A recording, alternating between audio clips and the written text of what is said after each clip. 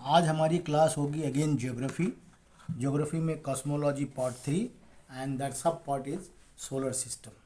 तो अभी तक हम लोगों ने कॉस्मोलॉजी के फॉर्मेशन ऑफ यूनिवर्स क्या होता है, फॉर्मेशन ऑफ स्टार्स और हेवनली बॉडीज़ कैसे होते हैं, उसके बाद हम लोग देखेंगे कि सोलर सिस्टम। तो एक्चुअली सोलर सिस्टम होता क्या है। It is consist of star का मतलब इसमें स्टार जो होता है वो सन होता है। 8 प्लैनेट्स होते हैं और 5 ड्वार्फ प्लैनेट्स होते हैं और काउंटलेस ऑफ लेफ्ट ओवर मतलब बाकी जो बचे खुचे होते हैं काउंटलेस होते हैं और उनको हम क्या बोलते हैं, एस्टेरॉइड्स बोलते हैं, मेटेओर्स बोलते हैं एंड सैटेलाइट्स ऑफ प्लैनेट्स बोलते हैं। इन सारे सिस्टम को मिला करके वी से called small solar system bodies. तो ये तो हो गया कि what is the solar system. Now इसका ओरिजिन, अगर ओरिजिन के बारे में हम बात करें, बहुत सारे लर्नेड साइंटिस्ट ने अपने अपने हिसाब से अपनी अपनी थ्योरी दिया है और बहुत सारे थ्योरीज हैं और बेसिकली थ्योरीज यही है कि सोलर सिस्टम कैसे हुआ। इसके बारे में मोर और लेस हमने फैक्ट्स में देख लिया है और समझ लिया है कि सोलर सिस्टम की उत्पत्ति कैसे हुई है और साइंटिस्ट ने अपने अपने हिसाब से उनकी थ्योरी बताई है।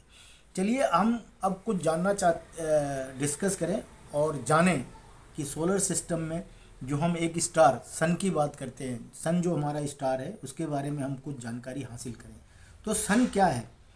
One of stars in the milky way Galaxy. कहने का मतलब है कि जो मेरा मिल्की वे गैलेक्सी है उसमें सन एक स्टार्स है और it takes 224 million years to complete one circle, that is revolution around the galactic circle. जो एक गैलेक्टिक सर्किल को कंप्लीट करने के लिए जो सन है 224 मिलियंस ईयर्स लेता है और उसको हम एक कॉस्मिक ईयर कहते हैं। उसको हम क्या बोलते हैं? Cosmic year. Means one cosmic year is equal to 224 million years to complete one circle of galactic circle. Complete है one circle to the galactic circle. अब ये देखिए होता है कि ये अर्थ से कितना भारी होता है या बड़ा होता है। सबसे पहले कि अर्थ से कितना भारी है, बड़ा होता है, सॉरी, अर्थ से कितना बड़ा होता है? ये 109 टाइम्स अर्थ से बड़ा होता है और इसका वेट कितना होता है? 2 × 10⁻27 टन्स, दैट इज 2 × 10⁻27 टन्स इसका वजन होता है। इसका जो सरफेस होता है, इट्स ग्लोइंग सरफेस, जिसको हम लोग देखते हैं, जो इसका सरफेस ग्लो करता है, जिसको हम लोग देखते हैं, उसको हम क्या बोलते हैं? फोटोस्फीयर बोलते हैं। देखिए ये अगर आप ये ध्यान दें कि ये सन है, सन के बाहर जो एक लेयर बनी हुई है इसको हम फोटोस्फीयर बोलते हैं, इसको हम लोग देखते हैं। उसके बाहर जो लेयर बनी है क्रोमोस्फीयर होता है, उसके बाहर एक लेयर होती है उसको कोरोना बोलते हैं और उसके बाद आप देखेंगे स्पाइक जैसे बना हुआ है, सोलर फ्लेम्स बोलते हैं। तो ये एक्चुअली सन का मेन बॉडी होती है और मेन बॉडी में ये सब फोटोस्फीयर, क्रोमोस्फीयर, कोरोना और सोलर फ्लेम्स होते हैं। और सन का जो बीच वाला पोर्शन है इसको हम लोग कोर बोलते हैं। इसको क्या बोलते हैं? कोर बोलते हैं। ये क्या करता है कि अगर कोरोना जो ये है corona is visible during the Eclipse के दौरान इस कोरोना सरफेस को हम ज़्यादातर देखते हैं। और ये जो सन है continuously emitting the streams of substance, एक सब्सटेंस बेसिकली क्या होता है? हाइड्रोजन, जिसको हम फोटॉन्स बोलते हैं, कंटिन्यूसली इमिट करता है इन द ऑल डायरेक्शन में इमिट करता रहता है। तो ये बेसिकली आपको मैंने ये पोर्शन आपको बताया है कि what is the sun. Further अभी हम सन के बारे में और जानेंगे। जो ये कंटिन्यूसली इमिट करता रहता है, हाइड्रोजन जो फोटॉन्स है कंटिन्यूसली इमिट करता रहता है। कभी कभी क्या होता है कि बहुत सारा मैसिव इमिशन होता है, बहुत ज़्यादा इमिशन होता है और ऐसे इमिशन को हम लोग क्या बोलते हैं? प्रोमिनेंसेस बोलते हैं। जो कंटिन्यूस इमिशन करता रहता है और ज़्यादा हैवी इमिशन होता है तो इसको हम लोग बोलते हैं प्रोमिनेंस। नेक्स्ट पॉइंट, चलिए हम अब इतना सारा हमने डिस्कस कर लिया है, तो अब नेक्स्ट पॉइंट के बारे में हम लोग थोड़ा जानते हैं। Sometimes these emissions roll out of the atmosphere of the sun for thousands and thousands of the mile when they are seen as a solar flares। मतलब कभी कभी क्या होता है कि ये इमिशन कंटिन्यूसली चलता रहता है और सन के एटमॉस्फेयर से बाहर निकल जाता है, और थाउजेंड एंड थाउजेंड माइल्स, मान लीजिए कि सन का ये एटमॉस्फेयर यहाँ है, ये सन का एटमॉस्फेयर है, तो ये जो इनके जो फोटॉन्स इमिशन होते रहते हैं ये बाहर को आ जाते हैं, ये इनका सन का एटमॉस्फेयर हम बोल सकते हैं। तो सन के एटमॉस्फेयर से बाहर आ जाता है तो इसको हम लोग क्या कहते हैं कि सोलर फ्लेयर्स बोलते हैं। इस चीज़ को हम लोग सोलर फ्लेयर्स बोलते हैं। तो आप सोलर फ्लेयर्स के बारे में समझ गए होंगे। उसके बाद नेक्स्ट पॉइंट है, a persistent stream of photons and electrons is blowing out of the corona and sweeping over the whole solar system. This stream is called solar wind. Solar wind किसको बोलते हैं कि the persistent stream of photon and electrons अगर corona third layer के बाहर भी निकल जाता है, निकलने के बाद पियर्स आउट करके रोल्ड आउट करके बाहर आता है, and sweeping over the whole solar system को स्वीप करके बाहर निकलता है, तो क्या होता है, इसको हम बोलते हैं the stream is called as a solar wind. और बेसिकली ये सोलर विंड इतने स्ट्रांग होते हैं कि अर्थ के एटमॉस्फेयर में भी इंटर करते हैं। तो आप थोड़ा सा अभी धैर्य रखिए, समझने की कोशिश कीजिए कि what is a solar wind. अब नेक्स्ट पॉइंट है, earth magnetosphere act as a shield against the ever blowing solar wind. Solar wind क्या करता है, सपोज यहाँ पे अर्थ है तो अर्थ के अगल बगल भी एटमॉस्फेयर है, अर्थ का एटमॉस्फेयर है तो ये सोलर विंड अर्थ के एटमॉस्फेयर में घुसता है ना। तो ये लिखा है the earth magnetosphere act as a shield against the ever blowing solar wind and deflect it away from the earth. इसका मतलब कि जो सोलर विंड इसके एटमॉस्फेयर में आता है, अर्थ के उसमें आता है, तो ये क्या करता है, इसका मैग्नेटोस्फेयर जो होता है एक्ट एज ए शील्ड, और ये सोलर फ्लेम को, सोलर विंड जो आते हैं इनको वापस करता है। Nevertheless particles of the solar wind sometimes clear the magnetic shield and enter the upper atmosphere. क्या होता है, मैग्नेटिक स्फीयर को भेदने के बाद अर्थ का जो होता है अपर एटमॉस्फेयर को के अंदर ये घुस जाता है, और इसके बाद लाइक ए सोलर फ्लेयर दे काज। सबसे पहले क्या हुआ कि आपने सोलर विंड समझ लिया कि सोलर विंड क्या होता है। उसके बाद देखा तो अर्थ जो है, अर्थ में एक मैग्नेटोस्फेयर होता है जो एक शील्ड की तरह काम करता है, और जो भी सोलर विंड उसमें घुसता है उसको रिफ्लेक्ट करता है। बट कभी कभी क्या होता है, सोलर विंड जैसे होते हैं जो उनके sometimes it pierce to the magnetic shield, उसके अंदर मैग्नेटिक शील्ड के अंदर भी घुस जाते हैं और ये अर्थ के अपर एटमॉस्फेयर में घुस जाते हैं। तो इसको घुसने से दे काज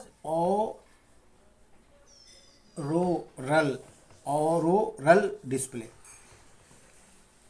जब ये अपर एटमॉस्फेयर में घुस जाता है, upper atmosphere of the earth में घुस जाता है, तो इसको बोलते हैं ऑरोरल डिस्प्ले। और ये आर्टिक रीजन के अंदर आता है, तो आर्टिक रीजन में इसको ऑरोरल बोरिलिस कहा जाता है, ऑरोरल बोरिलिस कहा जाता है। और अगर एंटार्क्टिक रीजन में अगर आता है तो they are known as a aurora australis. तो ये आपको थोड़ा समझने की ज़रूरत है। अगर मैं आपको फिर से एक बार एक्सप्लेन करना चाहूँगा कि देखिए ये अर्थ है, ये अर्थ का एटमॉस्फेयर है, और ये होता है एक अर्थ का अर्थ मैग्नेटोस्फीयर। तो क्या होता है कि सोलर विंड, मैंने बताया कि ये सोलर विंग इमिट करता रहता है और ये इसके पास आता है। तो ये मैग्नेटोस्फीयर जो अर्थ का होता है ये एज ए शील्ड काम करता है। तो ये क्या करता है, इनको रिफ्लेक्ट कर देता है, ये इसको रिफ्लेक्ट कर देता है और वापस भेज देता है। बट कभी कभी क्या होता है कि समटाइम्स जो इनके सोलर विंड होते हैं वो इसके एटमॉस्फेयर के अपर लेयर तक इंटर कर जाते हैं। अपर लेयर जब इंटर करते हैं तो इंटर करने के बाद उनको हम लोग क्या कहते हैं, दे काज, वो लोग क्या, कारण क्या होता है इनको, काज, दे काज ऑरोरल डिस्प्ले, ऑरोरल डिस्प्ले को उत्पन्न करते हैं।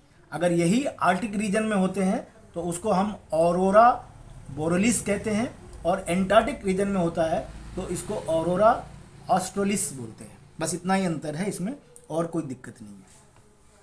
तो ये दो चीज़ें, क्या बोला जाता है, कैसे बोला जाता है, ये आपको समझने की ज़रूरत है।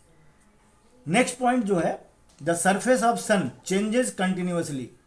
जो सन का सरफेस है वो कंटिन्यूसली चेंज करता रहता है, और जो ब्राइट स्पॉट होता है उसको प्लेजेस बोलते हैं, या प्लेक्स बोलते हैं, या प्लेजेस बोलते हैं। कुछ डार्क स्पॉट्स होते हैं उनको सन स्पॉट्स बोलते हैं। जो डार्क स्पॉट होते हैं उनको सन स्पॉट बोलते हैं। और ये सन स्पॉट्स क्यों होता है, क्योंकि वहाँ का जो जगह होता है वहाँ पे कूलर होता है, दैट पोर्शन होता है कूलर होता है। और कूलर पार्ट भी कितना होता है भैया, इसका टेम्परेचर 1500 डिग्री होता है, वहाँ पे 1500 डिग्री सेंटीग्रेड होता है, और उसको हम कूलर बोलते हैं। और वहाँ पे उसको डार्क दिखाई देता है, इसलिए उसको सन स्पॉट बोलते हैं। तो वो डार्क अपीयर होता है, क्यों अपीयर होता है, क्योंकि वहाँ पे ठंडा होता है। ठंडा, उसका टेम्परेचर कितना होता है, 1500 डिग्री टेम्परेचर होता है, उसको हम सन स्पॉट बोलते हैं। और जो सन स्पॉट होता है ये पीरियडिकली होता है, एवरी 11 ईयर्स पे आपको सन स्पॉट दिखाई देगा। एवरी 11 ईयर्स पे आपको सन स्पॉट का फॉर्मेशन होता है और आपको दिखाई देगा। अब देखिए क्या होता है कि energy of sun comes from the fusion of hydrogen into helium. होता है क्या है कि जो लाइट और हीट जो हम देखते हैं एनर्जी है, वो क्या होता है कि यहाँ पे हाइड्रोजन का फ्यूजन होता है और हीलियम में कन्वर्ट होता है। इसके वजह से लॉट ऑफ हीट्स और लाइट जनरेट होते हैं, जो आपको ये स्टार खुद को ल्यूमिनस होता है और ये चारों तरफ फैलता है और दिखाता है। अब हम बोलेंगे कि सनलाइट कितना समय लेता है पृथ्वी पर आने के लिए, 8 मिनट 16.6 सेकेंड लेता है। 8 मिनट 16.6 सेकेंड लेता है अर्थ पे आने के लिए। उसके बाद इलिप्टिक क्या होता है, is a imaginary annual path of the sun across the sky. Sky के अंदर अगर सन जिस पाथ को फॉलो करता है इलिप्टिकल शेप में होता है, इसलिए इसको इक्लिप्स बोला जाता है। इक्लिप्स क्या है, इमेजिनरी पाथ है जो एक साल के अंदर सन अक्रॉस द स्काई फॉलो करता है। और सन का एज कितना हो चुका है, 5 बिलियन ईयर्स हो चुका है, और टोटल सन की लाइफ 10 बिलियन ईयर्स को माना गया है एज पर द साइंटिस्ट। तो ये आपके सन के बारे में कुछ सच्चाई है, और मैं मेन चीज़ आपको फिर सन के बारे में बताने की कोशिश करूँगा, क्योंकि ये एग्ज़ाम में आ सकते हैं। तो सबसे पहले हम बोलेंगे average distance from the earth. Average distance of sun from earth. तो इसको आप थोड़ा सा मेमोराइज करने की कोशिश कीजिए। 14958900 किलोमीटर, इतना किलोमीटर ये सन अर्थ से दूरी पे है। दूसरा क्या है, डायामीटर कितना है, डायामीटर सन का कितना है, देखिए 1391,980 किलोमीटर, ये इसका डायामीटर है। आप अगर अप्रॉक्सीमेटली याद रखेंगे कि ये 1500 है के आसपास है, ये 1400 के आसपास है, तो आप आंसर को हिट कर सकते हैं। तीसरा क्या है, टेम्परेचर ऑफ कोर ऑफ सन कितना है, अब ये ध्यान देने की बात है, मैंने आपको अभी बताया था कि टेम्परेचर कितना है, 15 मिलियन डिग्री मतलब अगर हम ब्रैकेट में दूसरा तरह से करें 15000000 डिग्री सेंटीग्रेड। तो आप इसको एक ही चीज़ याद रखिए, आप 1530 एंड 30 डिग्री सेंटीग्रेड। अब उसके बाद क्या है, चौथा है टेम्परेचर ऑफ फोटोस्फेयर जो हम जनरली देखते हैं 5760 डिग्री सेंटीग्रेड। उसके बाद पांचवा है rotational period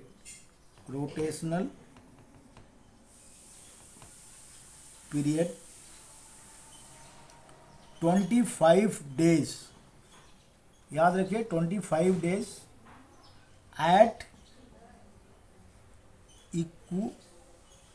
equator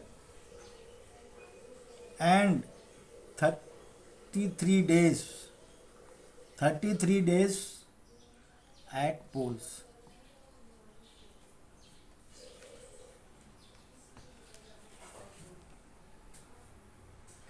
chemical composition क्या है सन का, केमिकल कंपोजिशन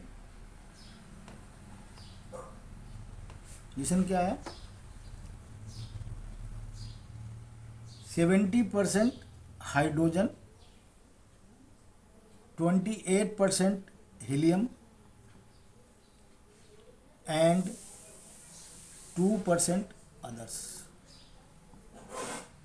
एक्सपेक्टेड लाइफ कितना है सन का, एक्सपेक्टेड लाइफ सन का कितना है, 10 बिलियन ईयर्स, जिसमें 5 ईयर्स कंप्लीट हो गया है।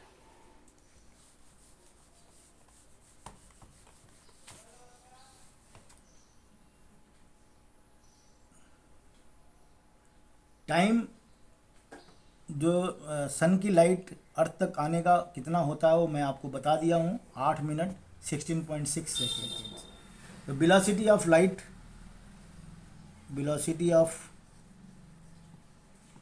लाइट इन वैक्यूम, ये भी मैं आपको बता चुका हूँ, अगर नहीं याद है तो दोबारा रिपीट कर देते हैं, 3 × 10⁵ किलोमीटर पर सेकेंड। Next gravitational